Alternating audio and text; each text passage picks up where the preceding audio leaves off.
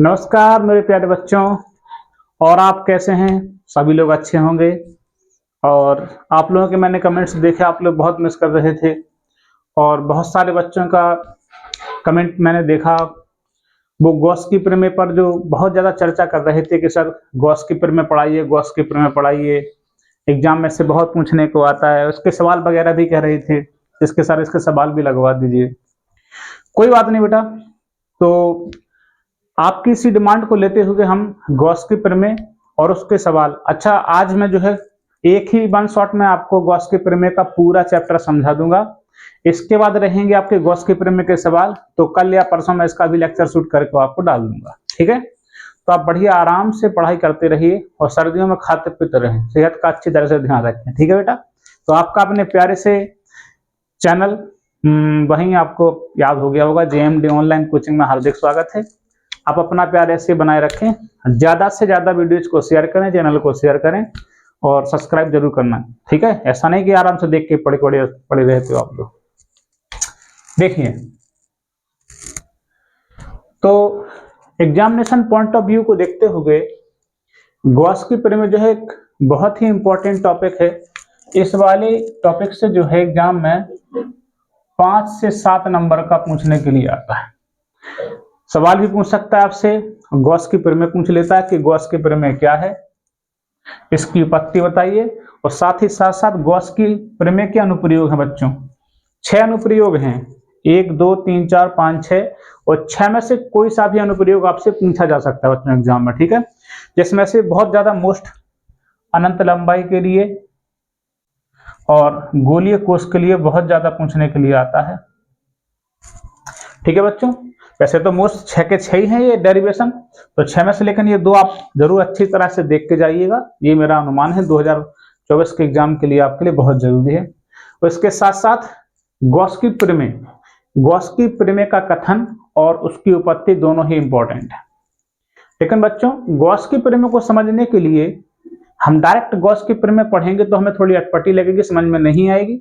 लेकिन गॉस की प्रमेय को समझने के लिए हमें कुछ टर्म्स की आवश्यकता पड़ती है। वो टर्म्स आपके ये हैं, क्षेत्रफल वेक्टर, घनकोण और वैद्युत फ्लक्स। बिना इनको समझे हम गॉस की प्रमेय को डायरेक्ट नहीं समझ सकते। तो आइए बिना देर करते हुए इन सभी को समझते हैं, ठीक है बच्चों? तो आइए शुरुआत करते हैं आज के पहले टॉपिक से। इसका नाम है बच्चों क्षेत्रफल वेक्टर। क्षेत्रफल वेक्टर, इंग्लिश में इसको बोलते हैं बच्चों एरिया वेक्टर। आइए इस बला को समझते हैं, आखिर ये है क्या? बच्चों क्षेत्रफल अदिश होता है, क्षेत्रफल कैसा है बच्चों? अदिश होता है। लेकिन कक्षा 12 में इस क्षेत्रफल को सदिश बना दिया गया है, ठीक है बच्चों? अब देखो, हर जगह हम क्षेत्रफल को लेके काम नहीं कर सकते, तो क्षेत्रफल का हम लोगों ने एक वेक्टर बनाया और उस वेक्टर का नाम रखा गया बच्चों क्षेत्रफल वेक्टर, ठीक है ना? तो क्षेत्रफल को थोड़ा सा समझने में, क्योंकि आदेश होता है, हमें जरूरत पड़ रही थी कि क्षेत्रफल को कैसे यूज करें, तो हमने क्या किया, इसका क्षेत्रफल वेक्टर बना दिया, ठीक है? अब यहाँ पे जो क्षेत्रफल होगा बच्चों वो कैसा होगा? सदिश होगा, ठीक है? इस वाले टॉपिक में तो अदिश ना मानते हुए सदिश मानेंगे। तो आज उसकी डेफिनेशन पढ़ते हैं क्या ये।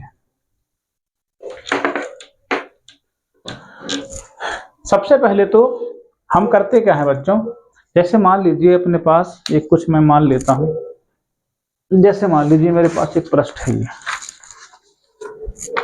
ठीक है? देखो बच्चों मेरे पास एक पृष्ठ है, हम मान लेते हैं इसकी लंबाई है 4 मीटर। कितने बच्चों? 4 मीटर।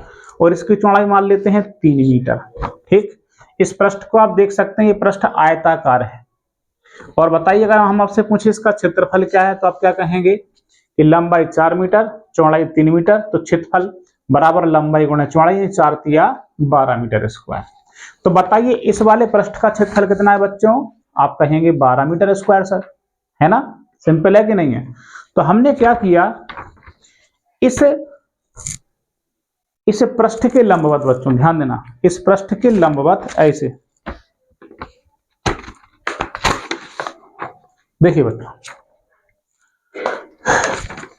इसका क्षेत्रफल बताइए, क्षेत्रफल कितना है बच्चों? इसका क्षेत्रफल है 12 मीटर स्क्वायर।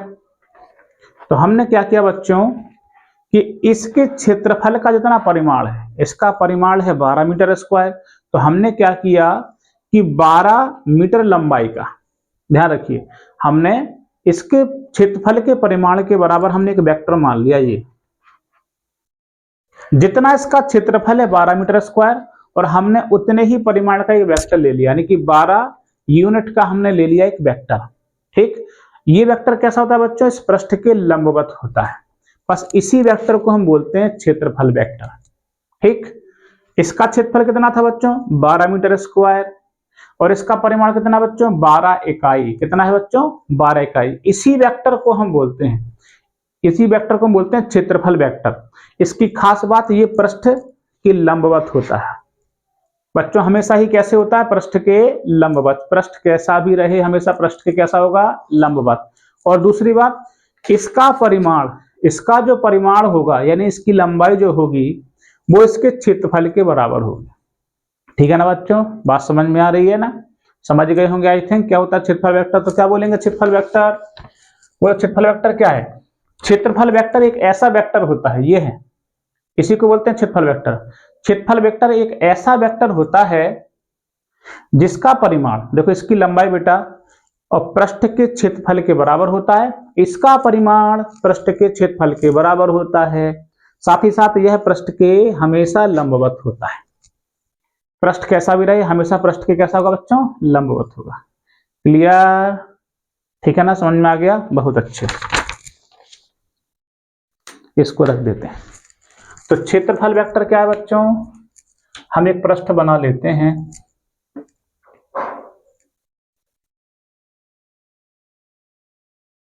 ठीक है, एक हमने पृष्ठ बना लिया, और इसकी लंबाई चौड़ाई कुछ भी होगी, इसका एक क्षेत्रफल होगा। मान लीजिए ये है इसका क्षेत्रफल ए। ठीक है, इसी पृष्ठ पे लंबवत, कैसा बच्चों? हमेशा कैसा रहेगा? लंबवत। लंबवत एक वेक्टर खींच लेते हैं, एक लंबवत हम वेक्टर खींच लेते हैं, और इस वेक्टर का जो परिमाण है वो पृष्ठ के क्षेत्रफल के बराबर में है। ठीक है, और यह हमेशा कैसा होता है बच्चों? पृष्ठ के लंबवत। यानी इसमें हम लगा देते हैं बच्चों एन कैप। अच्छा, ये एन कैप क्या है बच्चों? एन कैप जो है एकांक वेक्टर है। ठीक है, जो जो जो क्षेत्रफल वेक्टर की दिशा को निरूपित करता है। अब आप कहेंगे कि एन कैप क्यों लगा दिया? देखिए, ए पे लगा है बच्चों वेक्टर, ए कैसी राशि है?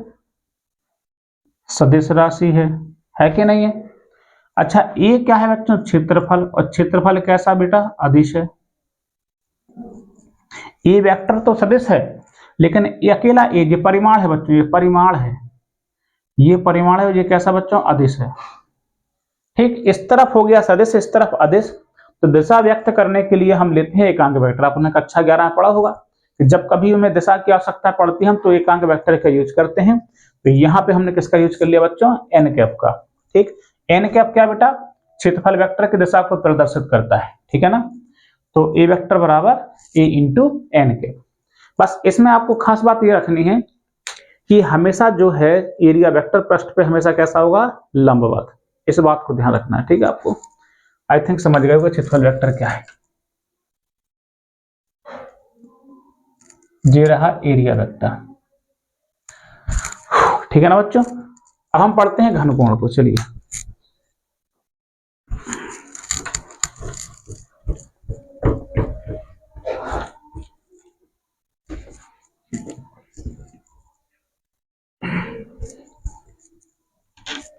देखिए हमने क्षेत्रफल वेक्टर को पढ़ लिया, और हमने पढ़ लिया कि किसी भी पृष्ठ के क्षेत्रफल के बराबर हम उसके पृष्ठ पे लंबवत की ओर एक वेक्टर खींच देते हैं।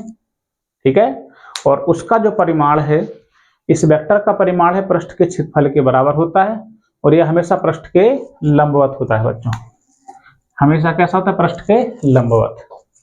अब देखिए हमें पढ़ना है घनकोण।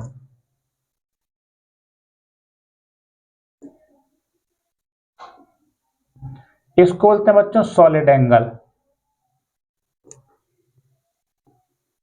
अच्छा, घनकोण को जो है बच्चों ओमेगा से प्रदर्शित करते हैं। किससे प्रदर्शित करते हैं बच्चों? ओमेगा से। घनकोण क्या होता है, चलो इसको समझते हैं पहले। देखिए बच्चों, ऐसे कोई वस्तु हो,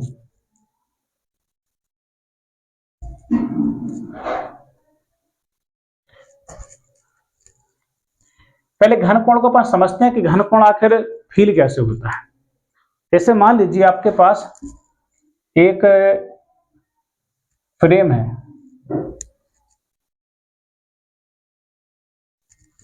फ्रेम है और मान लीजिए इस फ्रेम से हर पॉइंट पे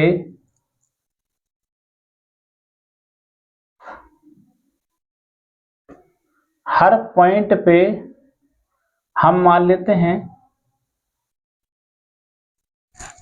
ऐसे हर पॉइंट पे रस्सियां लगी लंबी लंबी। बेटा देखो, इस पॉइंट से लंबी रस्सी है, इस पॉइंट से एक लंबी रस्सी है, ऐसे लंबे लंबे धागे हम मान लेते हैं कि हर पॉइंट से क्या बच्चों, लंबे लंबे धागे निकल रहे हैं। ठीक है, अब इन सभी धागों को एक पॉइंट पे इकट्ठा कर दीजिए बच्चों। देखो, जिस हर पॉइंट से हम धागे निकल रहे हैं, धागों को सब जगह इकट्ठा करके ऐसा बांध लें, तो बताइए कैसी आकृति बनेगी?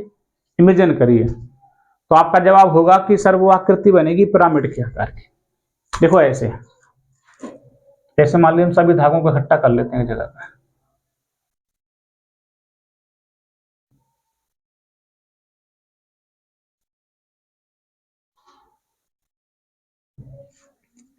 देखिए आपको फील भी हो रहा बच्चों कि आकृति कैसी बन गई है, पिरामिड। बस यहीं पर देखो बेटा, छोटे छोटे से ऐसे गोला बनना शुरू हो जाते हैं, छोटे छोटे वृत्त।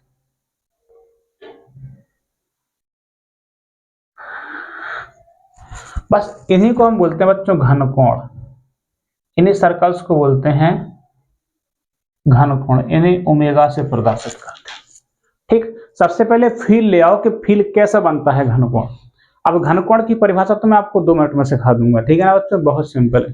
पहले फील लेके आओ क्या है, ठीक है ना। ये फील समझ में आया कैसे किया कि अगर हम किसी फ्रेम को ले लें, उस फ्रेम में से बहुत सारे धागे ऐसे निकालना, धागों को इकट्ठा करेंगे तो एक आकृति बनेगी पिरामिड। और देखिए बेटा, एक छोटे छोटे से ये गोल, मतलब ये आपको वृत्त दिखना शुरू हो जाएंगे, बस इन्हीं को अपन कहते हैं घनकोण। और इसे किससे प्रदर्शित करते हैं बच्चों? ओमेगा से। और उसकी डेफिनेशन समझते हैं।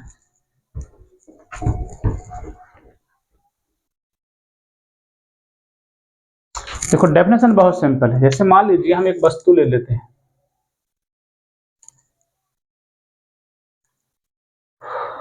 हम एक वस्तु ले लेते हैं, ठीक है, और इस वस्तु पर हम एक छोटा सा पृष्ठ खींच लेते हैं।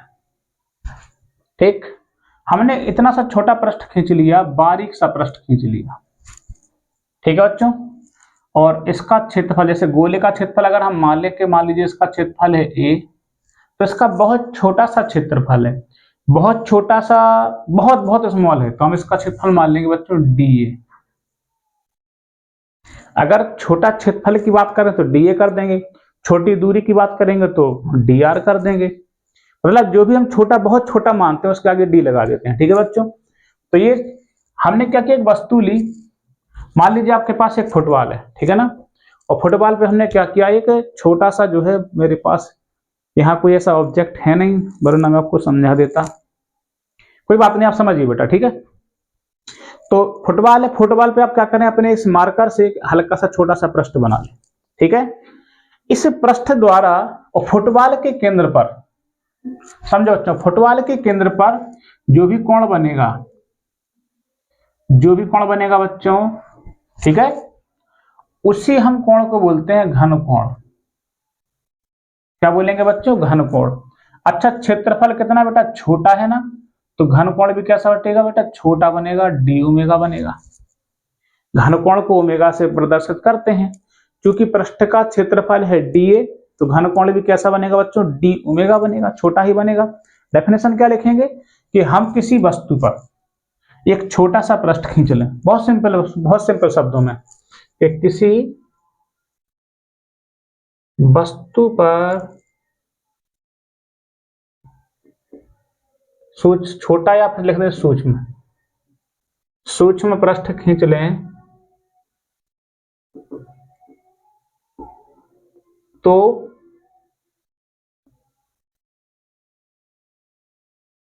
सूक्ष्म पृष्ठ द्वारा, इसी सूक्ष्म पृष्ठ के द्वारा, वास्तविकता में होता है कि सूक्ष्म पृष्ठ के क्षेत्रफल द्वारा, इसी सूक्ष्म पृष्ठ के क्षेत्रफल के द्वारा और वस्तु के केंद्र पर, सूक्ष्म पृष्ठ के क्षेत्रफल के द्वारा वस्तु के केंद्र पर जो कोण अंतरित होता है, जो कोण बनता है, उसी कोण को हम कहते हैं बेटा घन कोण कहते हैं। ठीक है ना। तो देखिए बेटा घन कोण का सूत्र देखो बच्चों, देखो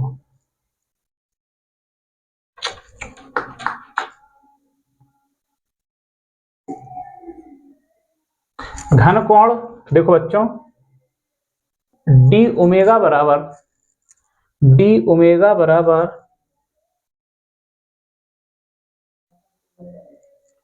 ए अपॉन आर स्क्वायर।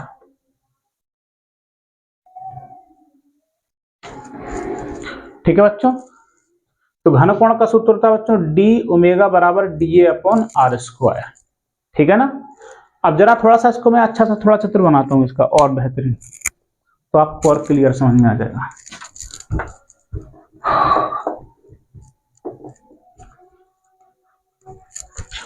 देखिए बच्चों, जैसे हम मान लेते हैं सूक्ष्म पृष्ठ है आपका, ये मान लेते हैं अपन ने सूक्ष्म पृष्ठ इसको। ठीक है, और सूक्ष्म पृष्ठ द्वारा केंद्र पर, ठीक है बच्चों, ये सूक्ष्म पृष्ठ का हमने क्षेत्रफल मान लिया डी ए, और क्षेत्रफल बेटा हमेशा कैसा होता है लंबवत। ये भी हम जानते हैं कि क्षेत्रफल वेक्टर हमेशा कैसा होता है बच्चों लंबवत। ठीक, और जी इसकी है बेटा आर। ठीक है, रेडियल वेक्टर जो कि इसी की डायरेक्शन में, देखिए रेडियस भी यही है तो रेडियल वेक्टर। ठीक है ना बच्चों। तो किसी सूक्ष्म पृष्ठ के क्षेत्रफल के द्वारा, ठीक है ना, तो सूक्ष्म पृष्ठ के क्षेत्रफल के द्वारा केंद्र पर जो कोण बनता है, केंद्र पर जो कोण बनता है बच्चों, उसी को अपन क्या कहते हैं बच्चों घन कोण कहते हैं। ठीक है ना। अब जरा यहां पे देखो बेटा, आर वेक्टर और डी ए वेक्टर एक ही सीध में है ना, लेकिन हर बार ये हो नहीं सकता। हो सकता है कि r vector d A vector एक सीध में ना हो, फिर वहां क्या करोगे आप लोग, चलो समझते हैं। जैसे मान लीजिए एक आइसक्रीम, ठीक है, और आइसक्रीम को मान लीजिए ऐसा काट देते हैं, देखो ऐसा काट दें आइसक्रीम को, तो कैसी बन जाएगी आइसक्रीम, बताइए कैसी बन जाएगी आइसक्रीम, ऐसी बन जाएगी।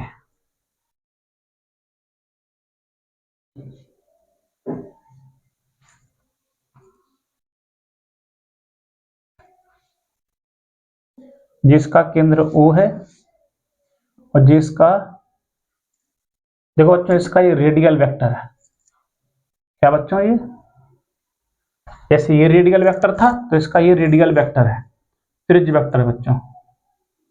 ठीक, लेकिन हमने पढ़ा था कि जो क्षेत्रफल वेक्टर है वो हमेशा पृष्ठ के लंबवत, लेकिन पृष्ठ तो देखो बच्चों ऐसा हो गया, यहां देखो बच्चों यहां पृष्ठ ऐसा लंबवत था, यहां देखो पृष्ठ बेटा तिरछा हो गया, तो ऐसा एरियल वेक्टर यहां पहुंच जाएगा।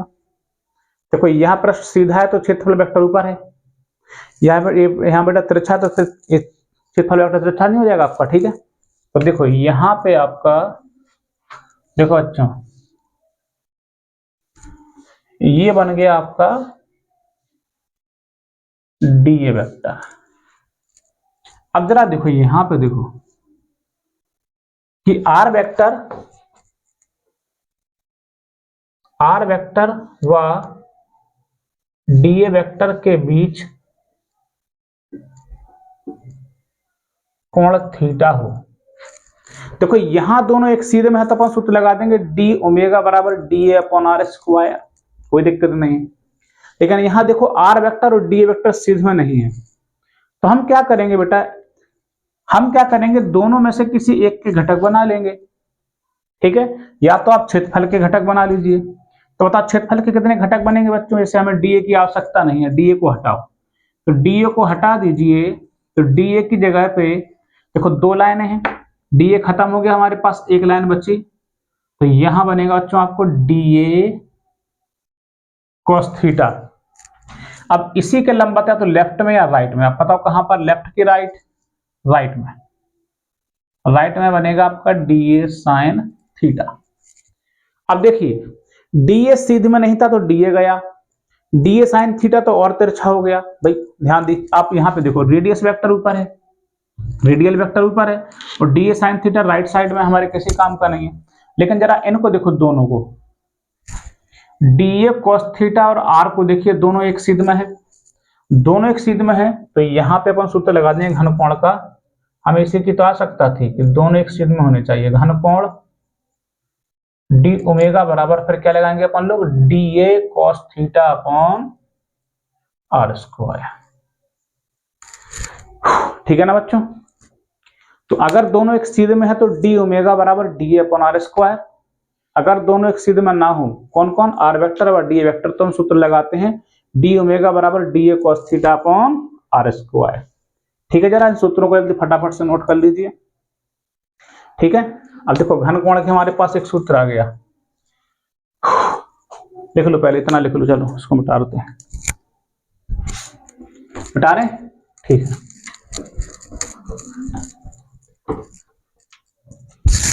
अभी तो माइक चल रहा है। तो घनकोण की बड़ी सिंपल सी डेफिनेशन है बेटा, बड़ी सिंपल सी डेफिनेशन, मेरे साथ गुनगुनाओ कि किसी सूक्ष्म पृष्ठ के क्षेत्रफल के द्वारा, किसी सूक्ष्म पृष्ठ के क्षेत्रफल के द्वारा केंद्र पर जो कोण बनता है, केंद्र पर जो कोण बनता है उसे ही हम घनकोण कहते हैं, इसे ओमेगा से प्रदर्शित करते हैं। देखो हमने अभी यह सूत्र निकाला कि डी ओमेगा बराबर d A r square, d upon r square, या फिर डी ओमेगा बराबर डी ए cos theta upon r square. ये तो बात थी बेटा सूक्ष्म, मतलब सूक्ष्म पृष्ठ के कारण। अगर हमें संपूर्ण पृष्ठ के लिए निकालना हो तो देखो बच्चों, संपूर्ण पृष्ठ के लिए, संपूर्ण पृष्ठ के लिए कुछ नहीं करना बेटा, समाकलन कर देंगे अपन लोग। क्या कर देंगे, इसका समाकलन कर देंगे, या फिर इनका डी हटा दीजिए, या तो हो जाता है ओमेगा बराबर इंटीग्रेशन डी ओमेगा। ठीक है, integration d omega, integration d omega का मान रख देंगे d A upon r square, समाकलन से अपकलन खत्म, तो ओमेगा बराबर बन जाता है ए अपॉन आर स्क्वायर। ठीक, आप सिंपली समझ लीजिए कि डी से डी खत्म, समझ लीजिए, एक से समझ लीजिए। अगर पूरे के लिए निकालना है तो ओमेगा बराबर ए अपॉन आर स्क्वायर, या फिर ये बन जाएगा आपका, या omega equal to A cos theta upon r square. ठीक है ना बच्चों, क्लियर है?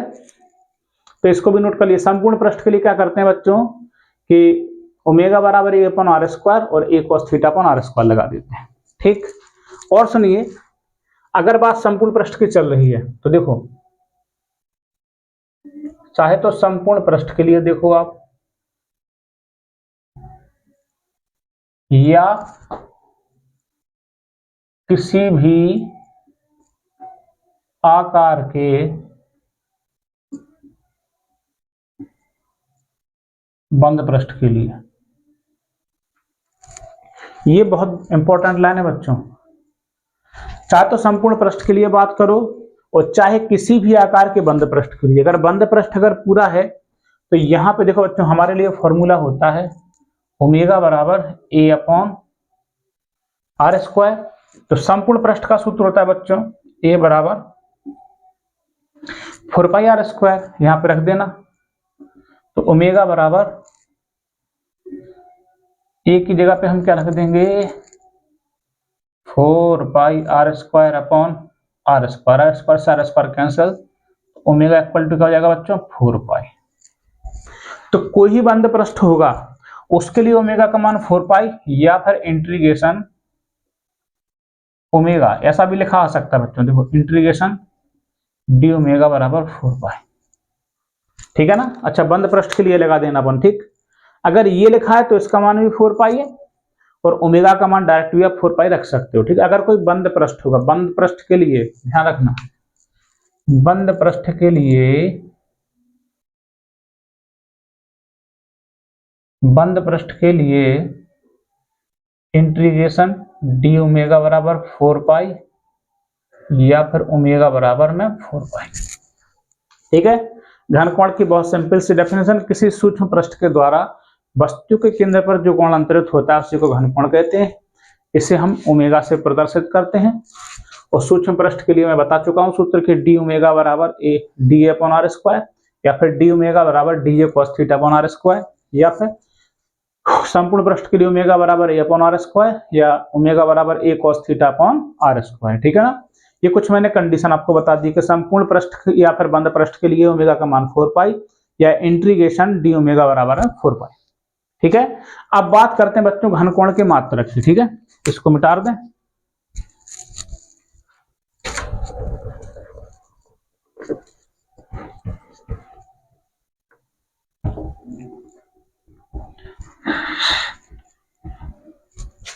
देखो बच्चों घनकोण का मात्रक,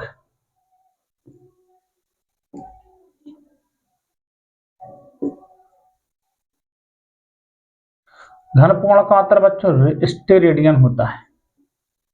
क्या होता है बच्चों? स्टेरेडियन। इसे एस आर से प्रदर्शित करते हैं बच्चों, स्टेरेडियन, ठीक है ना। तो घनकोण का मात्रक अच्छी तरह से नोट कर लीजिए, स्टेरेडियन को एस आर से प्रदर्शित करते हैं। इसकी कोई विमा नहीं होती, विमा नहीं है, विमाहीन। अच्छा, एग्जाम में कभी कभी एक स्टेरेडियन की परिभाषा पूछता है, एक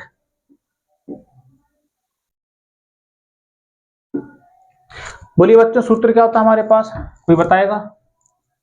कोई बताएगा कि डी ओमेगा बराबर d A upon r square. अगर डी ए का मान आर स्क्वायर के बराबर हो जाए, डी ए का मान आर स्क्वायर के बराबर हो जाए तो देखो क्या होगा बच्चों, क्या सीधा कर दो ओमेगा बराबर, सीधा कर दो, क्या कर रहा हूं मैं, अगर देखो बच्चों ए बराबर में आर स्क्वायर कर दिया जाए तो ओमेगा बराबर ए की जगह पे r square upon r square cut जाएगा, एक एस आर हो जाएगा। घनकोण का मान बेटा एक स्टेरेडियन कब होता है? जब पृष्ठ का क्षेत्रफल और त्रिज्या के वर्ग के बराबर हो, ठीक है। कब बराबर हो? आर त्रिज्या, त्रिज्या के वर्ग के बराबर क्या हो? पृष्ठ का क्षेत्रफल, ठीक है। जब पृष्ठ का क्षेत्रफल त्रिज्या के वर्ग के बराबर हो जाए तो उस समय केंद्र पर अंतरित कोण एक स्टेरेडियन होता है, ठीक है ना बच्चों। केंद्र पर अंतरित कोण कितना हो जाएगा बच्चों? एक स्टेरेडियन हो जाएगा। क्लियर? मिटा रहे हैं इसे। घनकोण का मतलब एक स्टेरेडियन की परिभाषा की ये आप लोगों ने पढ़ लिया, ठीक। इसका भी स्क्रीनशॉट ले सकते हो, लेना है तो, ठीक। आगे बढ़े।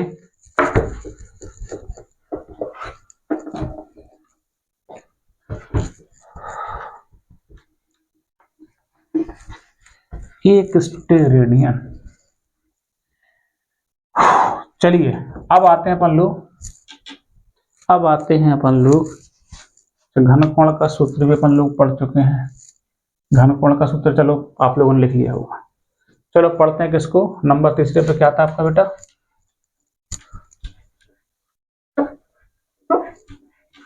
वैद्युत फ्लक्स।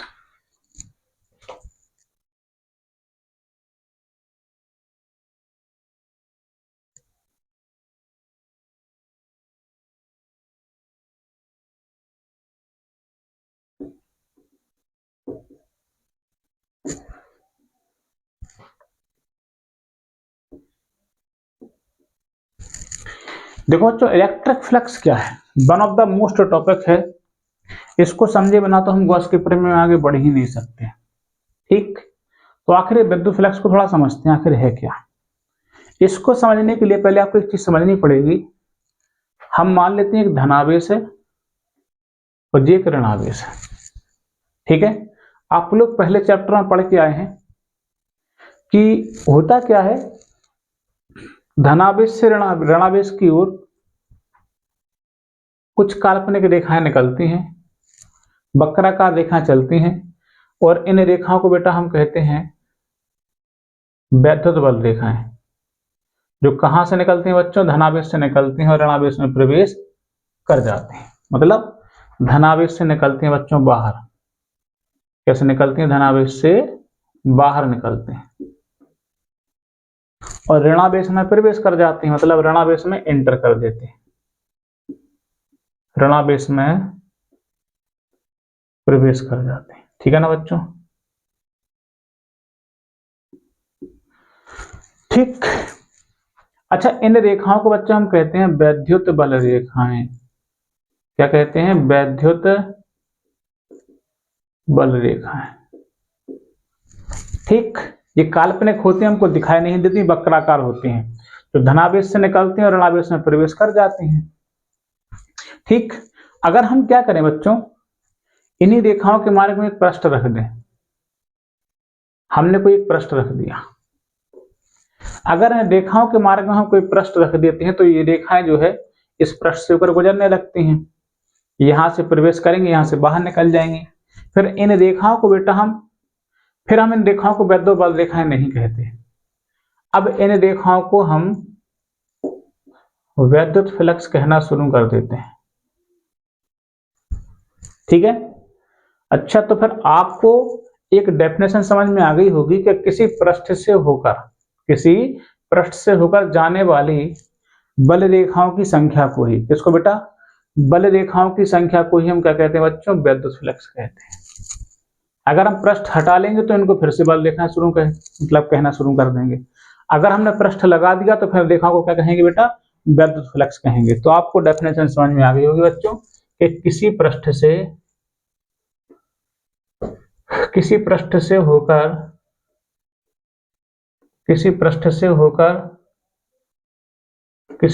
से होकर गुजरने वाली बल रेखाओं की संख्या को हुई, बल रेखाओं की संख्या की, हालांकि ये रेखाएं दिखती तो है नहीं, लेकिन हम ये मान लेते हैं कि अगर ज्यादा संख्या है तो फ्लक्स ज्यादा हो जाएगा, और अगर कम रेखाएं हैं तो समझ रहे हो ना, तो फ्लक्स कम होगा। ठीक है? सीधी सी बात है कि किसी पृष्ठ से होकर गुजरने वाली बल रेखाओं की संख्या की माप को ही हम वैद्युत फ्लक्स कहते हैं। ठीक है ना बच्चों? अच्छा, विद्युत फ्लक्स को हम कहते हैं फाई ई। ठीक। अब डेफिनेशन में एक अंतर होता है। जैसे मान लीजिए पृष्ठ है आपके पास, ठीक है? आप इमेजिन करिए ये पृष्ठ है और बल रेखाएं यहां से आ रही हैं। ठीक है? मान लीजिए सीधी आ रही है, इस समय बिल्कुल ऐसे सीधी आ रही हैं, बल रेखाएं बिल्कुल सीधी आ रही है, यहाँ पे टकरा रही हैं, यहाँ से आ रही हैं, टकरा रही हैं, बहुत सारे तीर आ रहे हैं बल रेखाओं के, इसमें टकरा रहे हैं। अब ये बताइए इस स्थिति में बल रेखा ज्यादा निकलेंगी कि तिरछा करने पर निकलेंगी? तो आपका जवाब होगा सर जी, जब ये इस स्थिति में होंगी, लंबवत स्थिति में होंगी। जब लंबवत स्थिति में होंगी बल रेखाएं, जब लंबवत स्थिति में आएंगी तो पृष्ठ से ज्यादा निकलेंगी, और जब पृष्ठ से ज्यादा निकलेंगी तो फ्लक्स का मान भी ज्यादा होगा, ऑब्वियसली बात है। तो डेफिनेशन में हम करते क्या है, इन्हीं रेखाओं को हम कह देते लंबवत बल रेखाओं की संख्या। क्या कह देते हैं बच्चों? लंबवत बल रेखाओं की संख्या। तो आप लिख सकते हो, बहुत सिंपल से डेफिनेशन लिख सकते हो कि किसी पृष्ठ से होकर गुजरने वाली लंबवत बल रेखाओं की संख्या की माप को। कैसी बच्चों? लंबवत। ये लंबवत होनी चाहिए। ठीक है? तो किसी भी पृष्ठ से होकर गुजरने वाली लंबवत बल रेखाओं की संख्या की माप को ही हम वैद्युत फ्लक्स कहते हैं। इसे फाई ई से प्रदर्शित करते हैं बच्चों। किससे कर देते हैं? फाई ई से। देखिए,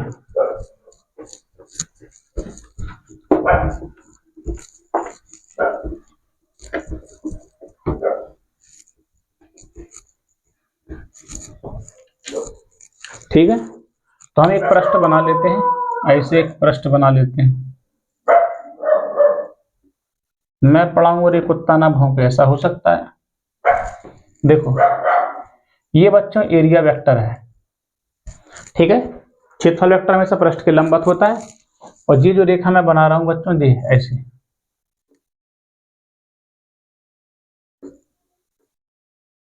ये बच्चों ये हैं बल रेखाएं। ठीक है? जिसको अपन कहते हैं बेटा, इनको वैद्युत क्षेत्र भी बोलते हैं। ठीक है ना। तो इन्हीं लंबवत गुजरने वाली बल रेखाओं की संख्या की माप को ही अपन कहते हैं बच्चों विद्युत फ्लक्स, कहते हैं फाई ई से प्रदर्शित करते हैं। ठीक है ना बच्चों। तो इसका फॉर्मूला होता है फाई ई बराबर ई वेक्टर इंटू ए वेक्टर, या फिर फाई ई बराबर ई इंटू ए। लेकिन जरूरी नहीं है कि ये बल रेखाएं जो इससे हमेशा ही लंबवत निकले, बल रेखाएं तिरछी भी आ सकती हैं। जरा इस केस में देखो आप लोग, जैसे मान लीजिए हम एक पृष्ठ बनाते हैं, यहाँ पे हमने एक पृष्ठ बना दिया इसे,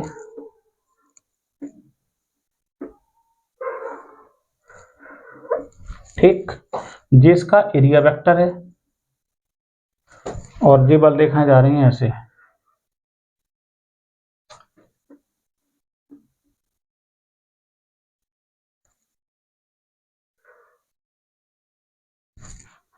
ठीक है बच्चों, ये बल रेखाएं हैं ई वेक्टर, जे भी ई वेक्टर, ये भी ई वेक्टर, ये भी तो ई वेक्टर है। और देखो जरा इसमें देखो बेटा, ई वेक्टर व ए वेक्टर के बीच में कोण आ गया, ठीक है ना। अब दोनों के बीच में अगर कोण आ जाए, देखो एरिया वेक्टर व ई वेक्टर के बीच कोण थीटा हो, डेफिनेशन तो कहती है कि लंबवत होनी चाहिए, कि लंबवत बल रेखाओं की संख्या की माप को फ्लक्स कहते हैं अपन लोग। ठीक है, तो ये लंबवत तो है नहीं ई, तो हम क्या करेंगे, इस समय पे ई के घटक बना देंगे। तो ई के दो घटक बनेंगे, देखो हमें ई की जरूरत नहीं है तो ई को हटाएंगे। अब इस लाइन पे आप जानते हो बेटा, इस वाली लाइन पे भाई दो लाइनें हैं ना, एक लाइन हट गई तो एक लाइन बची, तो यहाँ पे बनेगा बच्चों ई कॉस थीटा। अब इसी के लंबवत या तो लेफ्ट में या राइट में, हम जानते हैं कि राइट में बनेगा। क्यों बनेगा, क्यों बनेगा, क्योंकि परिणामी हमेशा बीच में होना चाहिए। तो ये बन गया बच्चों ई साइन थीटा। ठीक है ना। देखो ई हमारे काम का नहीं था क्योंकि एक ही सीध में नहीं था, ई साइन थीटा भी एक ही सीध, तो ये भी काम का नहीं है। तो काम का कौन है, सिर्फ ई कॉस थीटा, क्योंकि ये एक ही सीध में है। तो अपन क्या लिखेंगे, तब ये बन जाएगा बच्चों फाई ई बराबर, ई की जगह पे हम क्या रखेंगे, ई कॉस थीटा और इंटू ए। तो फिर फॉर्मूला क्या बन जाएगा, फाई ई बराबर ई ए कॉस थीटा। ठीक है, तो ये आपके विद्युत फ्लक्स का फॉर्मूला बन गया, फाई ई बराबर ई वेक्टर इंटू ए वेक्टर। अगर दोनों एक सीध में नहीं है, तिरछे हैं, तो फिर ई ए इंटू कॉस थीटा लगा देंगे अपन लोग। ठीक है, और अगर हम किसी सूक्ष्म क्षेत्रफल के लिए निकालें, देखो सूक्ष्म पृष्ठ के लिए निकालें, तो जो फाई ई होगा बच्चों वो डी फाई ई हो जाएगा।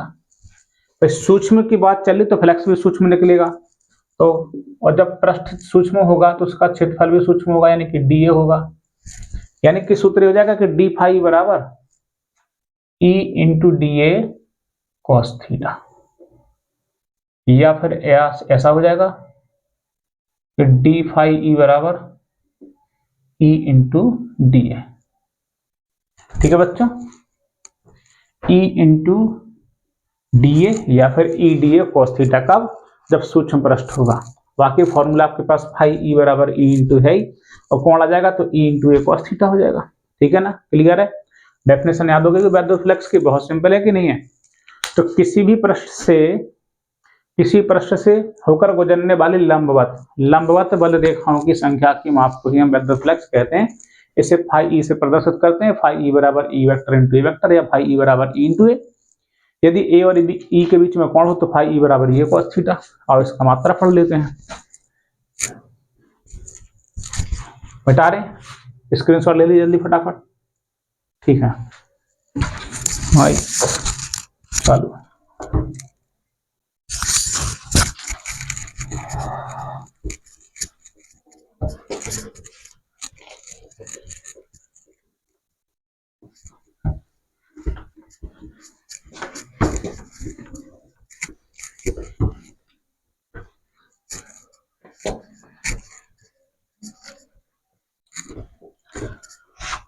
समझो बच्चों, हम विद्युत फ्लक्स का सूत्र तो पढ़ चुके हैं।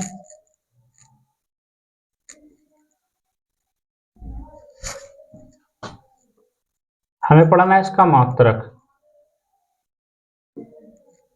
देखो इस वैद्युत क्षेत्र के बच्चों दो मात्रक होते हैं।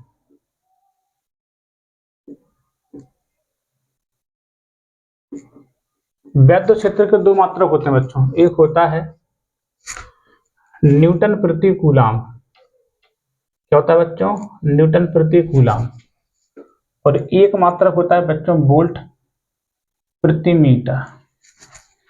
वैद्युत क्षेत्र के दो मात्रक हैं, इस वजह से फ्लक्स के भी कितने मात्रक हो जाएंगे? दो। चलो निकालते हैं, आओ। देखो देखो फाई ई बराबर है ई इंटू ए, फाई ई बराबर में ई इंटू ए। ठीक है ना बच्चों? तो देखो ई का पहले मात्रक अपन रखेंगे न्यूटन प्रति कूलम और क्षेत्रफल का होता है बच्चों मीटर स्क्वायर। तो इसका एक मात्रा बन जाएगा न्यूटन मीटर स्क्वायर प्रति कूलम। ठीक है। अब इसमें देखो बेटा मात्रक, इसका रखेंगे मात्रा वोल्ट प्रति मीटर। क्षेत्रफल का मीटर स्क्वायर, 1 मीटर से मीटर कट जाएगा तो हो जाएगा वोल्ट डैश मीटर। ठीक है ना? तो इस प्रकार से फ्लक्स के दो मात्रक होते हैं, एक होता है न्यूटन मीटर स्क्वायर प्रति कूलम, एक होता है वोल्ट मीटर। ठीक है। तो फ्लक्स के देखो बेटा हमने फॉर्मूला पढ़ लिए, फाई ई बराबर ई इंटू ए या फिर ई ए कॉस थीटा। इसके हमने दो मात्रक पढ़ लिए, एक होता है न्यूटन मीटर स्क्वायर प्रति कूलम या फिर होता है वोल्ट मीटर। ठीक है ना बच्चों? क्लियर? मिटारे से क्लियर वैद्युत फ्लक्स? बहुत अच्छे। ठीक है। और जिसका मैं बहुत बेसब्री से इंतजार था, जिसका हम बड़ी देर से प्रतीक्षा कर रहे थे, अब वो टॉपिक आ गया अपना गॉस की प्रमेय।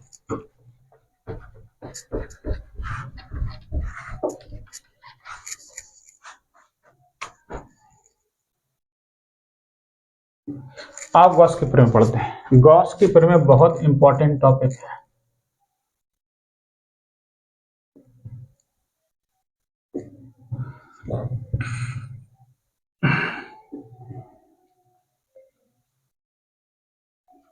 Gauss's theorem. ठीक है। तो ये बच्चों 2024 के लिए एकदम बहुत VVAMP बहुत इंपॉर्टेंट है। जितना इंपॉर्टेंट है उतना ही सरल है बच्चों। देखो गॉस ने बताया क्या? गॉस ने बताया से मान लीजिए कोई आवेश है। देखिए बच्चों जैसे आवेश है, मान लो ये कोई आवेश है प्लस क्यू। ठीक। और हम सभी जानते हैं कि आवेश से क्या निकलते हैं बच्चों? क्या निकलते हैं ये बच्चों? बल रेखाएं। क्या निकलती हैं बच्चों? बल रेखाएं। धनावेश है तो बाहर निकलती हैं, तो अगर कहीं ऋणावेश होता तो इसके अंदर प्रवेश करती बल रेखाएं। यही होता है कि नहीं होता है? कोई भी आवेश होगा उसके आवेश के चारों तरफ क्या निकलती हैं बच्चों? बल रेखा निकलती हैं। धनावेश है तो बाहर निकल रही, ऋणावेश अंदर प्रवेश कर रही हैं। अगर हम क्या करें, इस आवेश को एक पृष्ठ से बंद कर दें, हम इसको ही बंद कर देते हैं। अब आप बताइए, ये जो बल रेखाएं हैं वो पृष्ठ से बाहर निकल रही हैं, है कि नहीं बच्चों? अच्छा मैंने थोड़ी देर याद करिए, मैंने वैद्युत फ्लक्स की डेफिनेशन पढ़ाई थी आपको कि जब किसी बंद पृष्ठ से बल रेखाएं निकलती हैं तो इनको अपन क्या बोलते हैं बेटा? जल्दी बोलो, कमेंट जल्दी करो बच्चा। क्या कहते हैं इसको? इसको कहते हैं वैद्युत फ्लक्स, यानी कि फाई ई कहते हैं। देखो जब तक पृष्ठ नहीं था तब तक तो इनको बल रेखाएं कह रहे थे, जैसे इसको बंद कर दिया तो इन रेखाओं को अपन ने क्या शुरू कर दिया बेटा? वैद्युत फ्लक्स कहते हैं। अच्छा इसमें भी देखो बेटा, इन रेखाओं क्या बोलेंगे? फ्लक्स कहेंगे। अच्छा दोनों में अंतर क्या है? अंतर यह है कि इस समय पे फ्लक्स बाहर निकल रहा है। फ्लक्स कहां जा रहा है बच्चों? बाहर। और इस समय इसमें देखो फ्लक्स बेटा अंदर प्रवेश कर रहा है। ठीक। तो देखो गॉस ने क्या बताया कि किसी बंद पृष्ठ के भीतर, ध्यान देना बच्चों, ठीक है, किसी बंद पृष्ठ के भीतर कोई आवेश रखा हो। क्या रखा बच्चों? आवेश रखा हो। ठीक है। तो उस आवेश के कारण या तो फ्लक्स बाहर निकलता है या फ्लक्स अंदर प्रवेश करता है। ध्यान दीजिए, जनरली सी बात है बेटा, इसमें क्या गॉस ने क्या कौन सा तीर चला दिया, सिंपल सी तो बात बता दी है। ठीक, अगर किसी बंद पृष्ठ के अंदर आवेश रखा है तो फ्लक्स या तो बाहर निकलेगा या अंदर प्रवेश करेगा, और जितना भी फ्लक्स निकलेगा भाई साहब, या जितना भी फ्लक्स निकलेगा फाई ई, वो पृष्ठ के अंदर रखे हुए आवेश का, किसके अंदर बच्चों, पृष्ठ के अंदर रखे हुए आवेश का 1/ε0 गुना होता है। लीजिए, कितने सिंपल से तो बात बताई गॉस ने। ठीक है, क्या बताया, बताओ कि अगर किसी बंद पृष्ठ के भीतर, किसी बंद पृष्ठ के भीतर आवेश रखा है, ऐसे ये रखा है, ये रखा है, ठीक है, अगर किसी बंद पृष्ठ के भीतर आवेश रखा है तो या तो फ्लक्स बाहर निकलेगा या फिर अंदर प्रवेश करेगा। ठीक है, या तो बाहर निकलेगा या अंदर निकलेगा, और कितना फ्लक्स निकलेगा, वह फ्लक्स होगा अंदर रखे हुए आवेश का। देखो, अगर कोई बाहर रखा है आवेश, जैसे मान लो Q1 बाहर रखा है, तो बाहर से में कुछ लेना देना नहीं है, सिर्फ अंदर रखे हुए आवेश का 1/ε0 गुना होता है।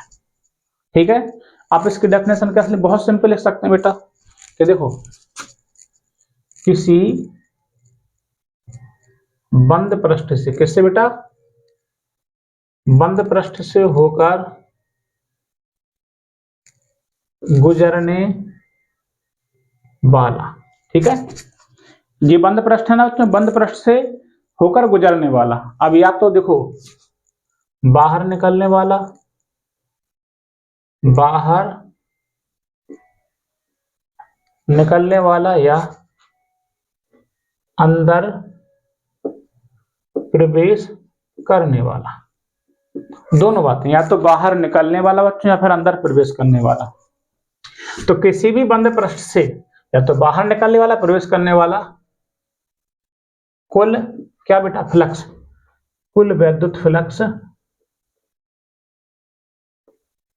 कुल वैद्युत फ्लक्स जो है अंदर रखे हुए आवेश का, बाहर से कुछ लेना देना नहीं है, कहां पर बेटे, अंदर, अंदर, अंदर, किसके अंदर, पृष्ठ के अंदर रखे आवेश का, रखे आवेश का, चाहे एक आवेश हो, दो आवेश हो, तीन आवेश, अंदर से मतलब है आवेश का 1/ε0 गुना होता है। बताओ बच्चों, कितनी सिंपल भाषा में है ना, सिंपल। तो किसी बंद पृष्ठ के अंदर रखे हुए आवेश, अगर कोई किसी बंद पृष्ठ के अंदर आवेश रखा है तो उसे बंद पृष्ठ से होकर गुजरने वाला, तो किसी बंद पृष्ठ से होकर गुजरने वाला, चाहे बाहर निकलने वाला हो चाहे अंदर प्रवेश करने वाला, कुल वैद्युत फ्लक्स और अंदर रखे आवेश का 1/ε0 गुना होता है। यानी यही बात संकेतों में ऐसी लिखी है, फाई ई बराबर आवेश का 1/ε0 गुना, ऐसी को अपन कहते हैं Q कम Q/ε0। ठीक है, ये बात गॉस ने सपने में तो कही नहीं होगी, सपने में ब्रह्मा जी तो आए नहीं होंगे गॉस के कि जाओ गॉस उठो और जाके पेड़ में छाप दो। कोई ना कोई रीजन तो होगा, किसी ना किसी तरह इसको प्रूव किया होगा, तो ये दुनिया सबूत मांगती है, ऐसा कैसे हो सकता है। तो पहले इसका स्क्रीनशॉट लीजिए, जल्दी से ले लिया, आज उसको समझते हैं कैसे उत्पत्ति दी। आइए समझते हैं।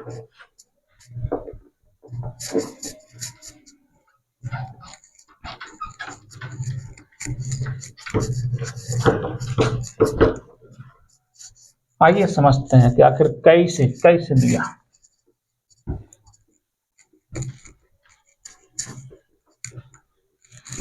चलो समझते हैं, बहुत अच्छे से इसको समझते हैं। ठीक है ना बच्चों, समझते हैं आखिर कैसे। तो सबसे पहले तो हम एक बंद पृष्ठ की आवश्यकता होगी, क्योंकि आवेश कहाँ रखा होना चाहिए बेटा, हम एक आवेश मान लेते हैं, चलो एक आवेश है Q है, और हम करते क्या है बच्चों, इसको एक पृष्ठ के अंदर बंद कर देते हैं।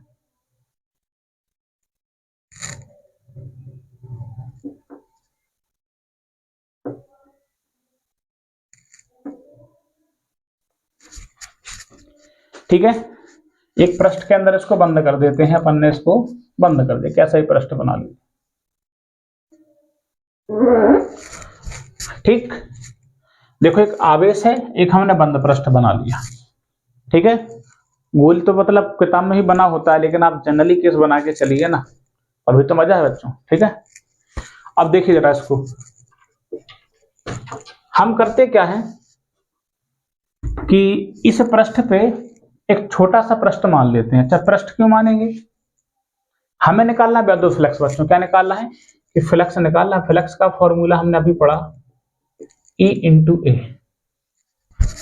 भाई गॉस के प्रमेय क्या है? गॉस के प्रमेय यही तो है कि फाई ई बराबर क्यू इंटू एक बटे एप्सिलॉन नॉट प्रूफ करना है हमको। निकालना क्या बच्चों? वैद्युत फ्लक्स। और वैद्युत फ्लक्स का फॉर्मूला क्या है बेटा? फाई ई, और फाई ई बराबर हम जानते हैं ई इंटू ए। तो हमें निकालना है फाई ई बराबर ई इंटू ए। अच्छा, ई का सूत्र क्या होता है बच्चों? ई बराबर होता है 1/4 पाई एप्सिलॉन नॉट क्यू बटे में आर स्क्वायर।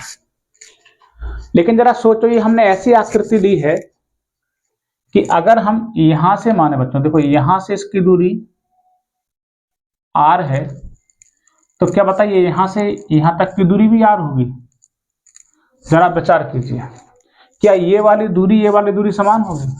यहां से यहां तक की दूरी समान होगी, यहां से यहां तक की दूरी समान, यहां से क्या बताइए इस पृष्ठ पे अगर हम कोई बिंदु मान के चलें, फ्लक्स निकालना अपन लोगों, तो फ्लक्स के लिए अपन को ई निकालना पड़ेगा, इसमें आर भी होगी।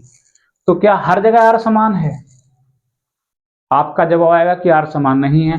जब आर समान नहीं है तो तीव्रता का मान भी हर जगह सेम नहीं है। हर जगह सेम नहीं है तो फिर हम ये फॉर्मूले को अप्लाई ही नहीं कर पाएंगे। तीव्रता का मान हर जगह समान नहीं है तो कैसे लगा पाओगे? बताइए, आप इसके लिए मान रखोगे, किसके लिए रखोगे, इसके लिए, किसके लिए रखोगे मान? तो हम करेंगे क्या बच्चों? करेंगे क्या, हम एक इस पृष्ठ पे जनरली से एक छोटा सा पृष्ठ मान लेते हैं। छोटा सा पृष्ठ मान लीजिए, हमने यहाँ पे एक पृष्ठ मान लिया छोटा सा, ये चलो यहां मान ले, कहीं पे भी मान लीजिए, यहां पे छोटा सा एक पृष्ठ मान लिया। चलो चित्र थोड़ा सा बिगाड़ देते हैं। ठीक है, हम यहाँ पे छोटा सा एक पृष्ठ मान लेते हैं। चलो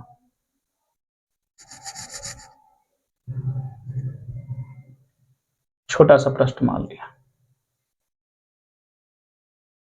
अब आपके दिमाग में आएगा सर जी छोटा पृष्ठ क्यों मान लेंगे? ये बहुत छोटा पृष्ठ हमने बनाया, भले ही बड़ा है लेकिन बहुत छोटा पृष्ठ है बच्चों। कैसा है? यहां मान लेते हैं, थोड़ा सा अच्छा क्लियर समझ में आ जाएगा।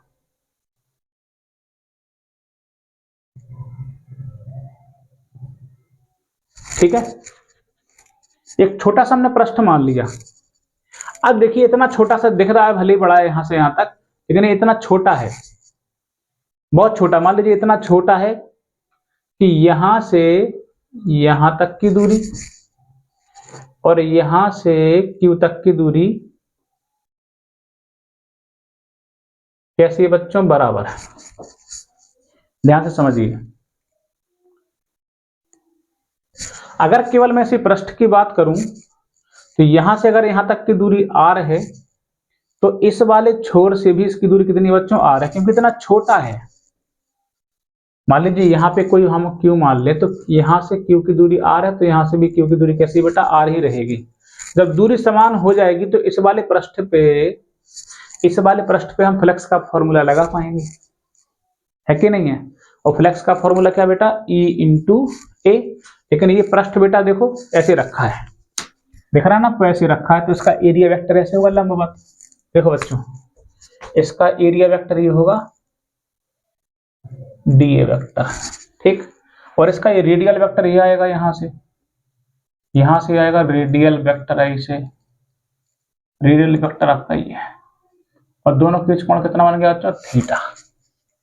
ठीक है, तो हमने सूक्ष्म पृष्ठ क्यों माना? इसलिए माना क्योंकि पृष्ठ के दो छोर होंगे, दो छोर से दूरियां बेटा बराबर होंगी, तो दूरियां बराबर होंगी तो हम फ्लक्स का फॉर्मूला लगा पाएंगे। वरना इस पृष्ठ के लिए हम फ्लक्स का फॉर्मूला लगा ही नहीं सकते, क्योंकि हर जगह से आप देखेंगे, हर जगह से बच्चों अलग अलग दूरियां थी साहब इसकी। इस वजह से हम फॉर्मूला लगा ही नहीं पा रहे थे। तो हम किसके लिए लगा पा रहे हैं? हम लगा पा रहे हैं इस पृष्ठ के लिए। तो अपन लिख देंगे सूक्ष्म पृष्ठ के क्षेत्रफल अवयव डीए वेक्टर के कारण फ्लक्स। बोलो जो फ्लक्स से क्यों निकाल रहे हैं, क्योंकि गॉस के पेपर में फ्लक्स ही निकालना है। बोलो फ्लक्स का फॉर्मूला बताएगा कोई मुझे, जल्दी बोलो बच्चों, क्या लगाएंगे? अब बताओ E इंटू ए लगाएंगे कि ई ए कॉस थीटा? जल्दी बोलो क्या लगाएंगे, क्या लगाएंगे, जल्दी बोलो, थप्पड़ मारेंगे गाल पे। क्या? ई ए कॉस थीटा क्यों लगाएंगे? क्योंकि दोनों के बीच कौन सा कोण आ गया बेटा? थीटा आ गया। क्यों आ गया? क्योंकि एरिया वेक्टर हमेशा पृष्ठ के लंबवत ऐसे होगा और ये इसका रेडियल वेक्टर ये है, ठीक है ना? तो क्या लगाएंगे? E इंटू डी ए कॉस थीटा, ठीक है ना? E इंटू डी ए कॉस थीटा। अच्छा होता तो E इंटू ए कॉस थीटा है, E इंटू ए कॉस थीटा, लेकिन क्षेत्रफल कितना बेटा? डी ए, तो यहाँ पे डी ए कर देंगे। जब क्षेत्रफल डी ए होगा तो फ्लक्स भी डी फाई ई होगा। बोलो बच्चों होगा कि नहीं होगा? बिल्कुल होगा। अच्छा देखो बच्चों, यहाँ पे ई का फॉर्मूला क्या खोलेंगे, जल्दी बोलो। ई का formula 1/4 pi epsilon naught q बटे आर स्क्वायर। देखो ये आपको आना चाहिए, ये तीव्रता का फॉर्मूला है और जाके है डी ए कॉस थीटा जहां पे था, तो ये फ्लक्स निकल आएगा। ई की जगह पे 1/4 पाई एप्सिलॉन नॉट क्यू बटे आर स्क्वायर इंटू डी ए कॉस थीटा। लेकिन हमें तो इस पूरे पृष्ठ के लिए निकालना है, हमने सिर्फ सूक्ष्म पृष्ठ के लिए नहीं, पूरे पृष्ठ के लिए। तो अपन लिखेंगे संपूर्ण पृष्ठ के कारण वैद्युत फ्लक्स। संपूर्ण मतलब समाकलन बच्चों, क्या? समाकलन। हम क्या करेंगे? इस डी फाई ई का निकाल देंगे समाकलन और एक लगा देंगे गोला। गोला क्यों लगाएंगे बेटा? देखो संपूर्ण मतलब समाकलन, डी फाई ई का समाकलन करेंगे, समाकलन से अपलन कट जाएगा, बचेगा फाई ई। लेकिन आपको बच्चों समाकलन से अपलन नहीं काटना है, बहुत मारेंगे पटक के, ठीक है? काटना नहीं, हम समझा रहे हैं कि समाकलन से अपलन कट जाता है, ठीक? ये पृष्ठ कैसा बच्चों? बंद है, तो हम बंद पृष्ठ का चिन्ह लगा देंगे, ठीक है? बंद पृष्ठ तो ये चिन्ह लगाना ना भूलिएगा, वरना नंबर काट लेगा, क्योंकि गॉस की परिमेय सिर्फ बंद पृष्ठ के लिए है। किसके लिए है? बंद पृष्ठ के लिए। नोट कर लिए। चलिए अब देखिए फाई ई बराबर, अब देखिए डी फाई ई का मान उठा के रख दीजिए 1/4 पाई आर स्क्वायर क्यू बटे आर स्क्वायर डी ए कॉस थीटा, ठीक है ना बच्चों? अब इसमें से जो जो नियतांक है जो नहीं बदलेगा उसको बाहर निकालिए। चलिए निकालते हैं बाहर। फाई ई बराबर हम निकालेंगे 1/4 पाई आर स्क्वायर फिक्स मान 4 पाई एप्सिलॉन नॉट है, ये फिक्स होता बेटा, तो उसको बाहर निकाल लेंगे। देखो आवेश अंदर रखा हुआ है एकदम फिक्स है, तो आवेश को ही बाहर निकाल लीजिए। बाकी क्षेत्रफल बदलेगा, क्योंकि पृष्ठ छोटा लिया तो क्षेत्रफल कम है, बड़ा लेंगे तो क्षेत्रफल ज्यादा, क्षेत्रफल बदलेगा। और बेटा क्षेत्रफल अगर आपने यहाँ माना, अगर यहाँ मानते तो दूरी ही बदल जाती, आर का मान बदल जाता। क्षेत्रफल बदलने के साथ साथ आपकी दूरी बदलती, साथ में ये कोण भी बदल जाता आपका, यानी क्षेत्रफल भी बदलेगा, कॉस थीटा भी बदलेगा, आर भी। तो समाकलन के अंदर होता बच्चों क्या बचेगा? ये बचेगा डी ए कॉस थीटा बचेगा और नीचे बचेगा आर स्क्वायर। अब जरा देखो बच्चों, ये सूत्र जाना पहचाना लगेगा आपको। डी ए cos theta upon r square, याद करिए डी ए cos theta upon r square, मैंने घन कोण पढ़ाया था, याद करिए नलायकों, कुछ भी याद नहीं रहता तुमको। देखो मैं चित्र को थोड़ा सा यहाँ पे मिटा देता हूँ, यहाँ लिख देता हूँ, ठीक है? देखिए चित्र को थोड़ा सा मैंने बिगाड़ दिया है। देखिए फाई ई बराबर 1/4 पाई एप्सिलॉन नॉट क्यू का क्यू, देखो बेटा इंटीग्रेशन, और डी ए कॉस थीटा नालायकों किसका सूत्र होता है? डी ओमेगा का। और देखो ध्यान से इसका मान कितना होता है बच्चों? 4 पाई, क्योंकि बंद पृष्ठ है ना, ये बंद पृष्ठ के लिए इसका मान कितना होता है मैं आपको पहले सिखा चुका हूं, 4 पाई रख दीजिए, इंटीग्रेशन 1/4 4 पाई एप्सिलॉन नॉट क्यू इंटू इस पूरे की जगह आ जाएगा 4 पाई से 4 पाई कैंसिल, फाई ई बराबर क्यू अपॉन एप्सिलॉन नॉट। ठीक है, देखो यही बात लिखी थी गॉस के प्रमेय में, क्यू एकम क्यू बटे में एप्सिलॉन नॉट। देखिए गॉस के प्रमेय से सिद्ध हो गई है। ठीक है, सिद्ध कैसे करोगे? सबसे पहले बंद पृष्ठ बनाएंगे, उसके अंदर आवेश रखेंगे, फिर उस पर हम एक क्षेत्रफल अवयव बनाएंगे, तो उसी के कारण पहले फ्लक्स निकालेंगे, क्योंकि फ्लक्स का फॉर्मूला हम किसी भी पॉइंट पे नहीं लगा सकते, क्योंकि हर पॉइंट अलग अलग दूरी पर हम इसलिए छोटा क्षेत्रफल मान लेते हैं। छोटे क्षेत्रफल के एक बिंदु से दूरी वहीं दूसरे बिंदु से दूरी होगी, तो यहाँ पे अब फ्लक्स का फॉर्मूला लग जाएगा। तो फाई ई बराबर ई इंटू ए कॉस थीटा होता है, क्योंकि क्षेत्रफल डी ए है तो डी ए लगा देंगे, यहाँ पे तो डी फाई हो जाएगा। यहाँ पे ई का सूत्र खोल देंगे, 1/4 पाई एप्सिलॉन नॉट क्यू पर आर स्क्वायर इंटू डी ए कॉस थीटा। फिर संपूर्ण पृष्ठ के लिए निकालना, तो हम क्या करेंगे, इसका समाकलन कर देंगे। ठीक है, संपूर्ण मतलब समाकलन, इंटीग्रेशन। और क्लोज सर्कल क्यों? क्योंकि ये बंद पृष्ठ है। ठीक है ना, तो डी फाई का मान रख दिया और सॉल्व कर दिया बड़े आराम से। इसको भी आप भी कर सकते हैं। ठीक है, तो जल्दी से इसका स्क्रीनशॉट लीजिए। ठीक, आई थिंक गॉस के प्रमेय आप समझ चुके होंगे।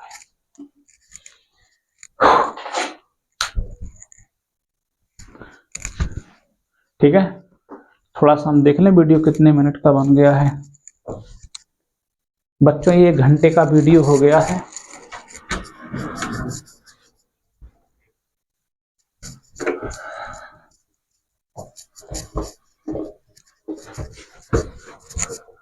एक काम करते हैं कि फिर इसको यहीं रहने देते हैं, क्योंकि रात बहुत हो चुकी है और आप लोग गॉस की प्रमेय पढ़ चुके होंगे। थोड़ा सा गॉस की प्रमेय और बता देते हैं। तो देखो गॉस की प्रमेय हम फाई ई बराबर क्यू बटे में एप्सिलॉन नॉट।